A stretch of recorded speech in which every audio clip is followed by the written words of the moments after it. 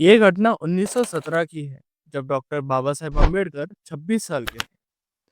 London में MSc की पढ़ाई करते समय बीच में उनकी स्कॉलरशिप खत्म हो जाने के कारण उन्होंने पढ़ाई अधूरी छोड़कर भारत लौटना पड़ा। मुंबई आने के बाद बड़ौदा सरकार द्वारा स्कॉलरशिप देते समय तय की गई शर्तों के अनुसार उन्हें बड़ौदा में नौकरी करने जाना पड़ा। लेकिन वहां भी उन्हें अपमानजनक व्यवहार का सामना करना पड़ा, जिससे परेशान होकर उन्होंने वो नौकरी छोड़ दी और नवंबर 1917 में मुंबई लौट आए। मुंबई में पैसे कमाने के लिए उन्हें कुछ पारसी छात्रों को ट्यूशन पढ़ाया। इसके बाद उन्होंने फाइनेंशियल कंपनी में फाइनेंशियल एडवाइजर के रूप में नौकरी की। बाबा साहब के वहां काम शुरू करते ही कंपनी को अच्छा मुनाफा होने लगा और वो कंपनी बढ़ने लगी। उनके मन में ये विचार आया कि अगर पैसे कमाने हैं तो खुद का कोई व्यापार शुरू करना चाहिए।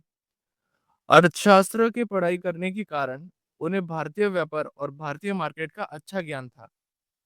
उन्हें बाटली बॉय अकाउंटेंसी ट्रेनिंग इंस्टीट्यूट में प्रोफेसर की नौकरी की थी। वहां अर्थशास्त्र और व्यापार संबंधी कानून पढ़ाते थे। उनकी शिक्षा वित्त और कानून से जुड़ी थी, जिससे उन्हें व्यवसाय में बारीकियां पता थी। शेयर मार्केट में उनका पहले से ही खास इंटरेस्ट था।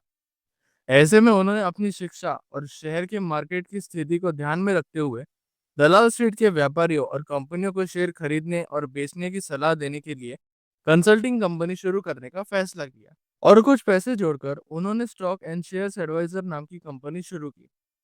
कंपनी का ऑफिस दलाल स्ट्रीट पर खोला गया। उस समय जातिवाद का इतना ज्यादा था कि किसी अछूत युवक द्वारा व्यवसाय शुरू करने की संभावना भी नहीं थी। ऐसे अत्यंत प्रतिकूल स्थिति में बाबा साहब ने कंपनी शुरू करने का साहस किया। शुरुआत में वो कंपनी को लेकर काफी उत्साहित थे। सब कुछ ठीक चल रहा था। उन्होंने व्यापारियों और कंपनियों को बताते थे कि उनके पैसे कहाँ इन्वेस्ट करने चाहिए और बदले में फीस के रूप में कुछ पैसे लेते थे। उनके सलाह से व्यापारियों को काफी फायदा हुआ। कुछ व्यापारियों का दिवालिया होने के कगार पर थे। बाबा साहब की इन्वेस्टमेंट सलाह के कारण संकट से उबर गए और बाद में उनका अच्छा मुनाफा भी हुआ। कुछ क्लाइंट खुश होकर उन्हें ज्यादा पैसे देना चाहते थे, लेकिन बाबा साहब ने अपनी फीस के अलावा कभी एक रुपए भी नहीं लिया।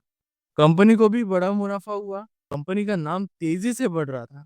महज 10 से 15 दिन के अंदर कंपनी की चर्चा होने लगी। दलाल स्ट्रीट पर खबर फैल गई कि भीमराव नाम का कंसल्टेंट बेहद होशियार है और उनकी सलाह से काफी फायदा हो रहा है। दलाल स्ट्रीट के बड़े बड़े व्यापारी बाबा साहब की सलाह से आने लगे।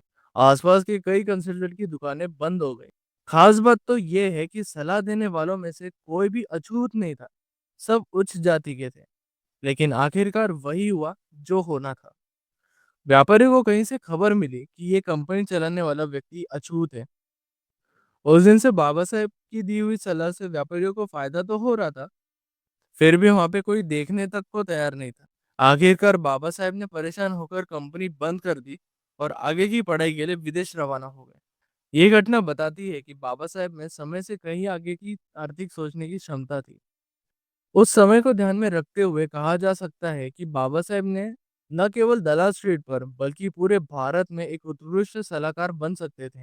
उन्होंने भारतीय व्यापार और ब्रिटिशकालीन प्रांत की अर्थव्यवस्था जैसे विषयों पर संशोधन करके डिग्रियां प्राप्त की थी। अगर ये भेदभाव न हुआ होता तो शायद ये कंपनी उस समय नाम और शोहरत कमा चुकी होती। लेकिन ये देखकर हैरानी होती है कि इतनी छोटी उम्र में, जब देश में इतनी सामाजिक प्रतिकूलता और आर्थिक जागरूकता नहीं थी, बाबा साहब ने समय से आगे की सोच रखी।